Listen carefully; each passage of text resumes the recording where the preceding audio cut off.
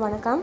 இன்றைக்கி நம்ம தேங்காய் பால் நொங்கு பாயாசம் எப்படி செய்கிறதுன்னு பார்க்கலாம். இப்போ இந்த தேங்காய் பால் நொங்கு பாயாசத்துக்கு தேவையான பொருள்லாம் என்னென்னா, முதல்ல தேங்காய் பால் எடுக்கிறதுக்கு தேங்காய் 1 கப், அப்புறம் நொங்கு 6 பீஸ் இந்த மாதிரி தோல் எடுத்துகிட்டு வச்சுக்கலாம்.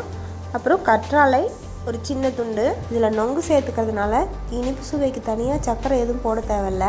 ஆனால் ஒரு சிலர் தித்திப்பாக குடிக்கணும்னு நினச்சா வேணால் ஒரே ஒரு தேக்கரண்டி மட்டும் நாட்டு சர்க்கரை சேர்த்துக்கலாம். அப்புறம் இந்த பாயாசத்தில் கூடுதல் சுவைக்கு நெய்யில் பாதாம், முந்திரி, திராட்சை இதெல்லாம் போட்டு தாளித்து விட்டுக்கலாம்.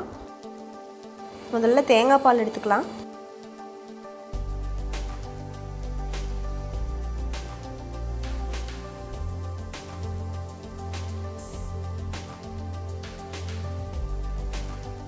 அதுக்கப்புறம் நொங்கு மேலே இருக்க தோல்லாம் இந்த மாதிரி எடுத்துகிட்டு மிக்ஸி ஜாரில் சேர்த்துக்கலாம்.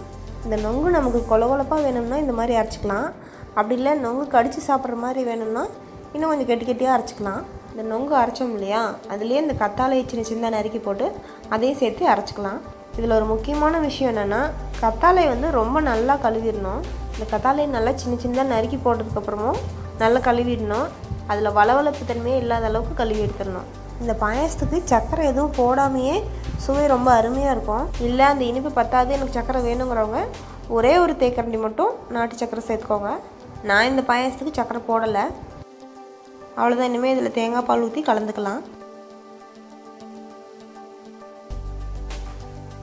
இப்போ இந்த பாயாசத்துக்கு நமக்கு எந்த அளவுக்கு தண்ணியாட்ட வேணுமோ அந்த அளவுக்கு தேங்காய் பால் ஊற்றி கலந்துக்கலாம்.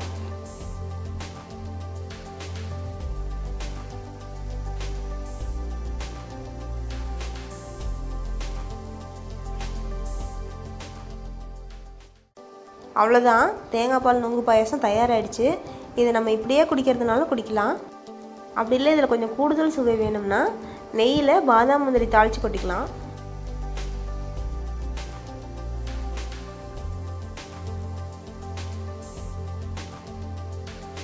இதில் கடைசியாக தீ அணைச்சிட்டு சுக்கு ஏலக்காய் பொடி கொஞ்சம் சேர்த்துக்கிறேன்.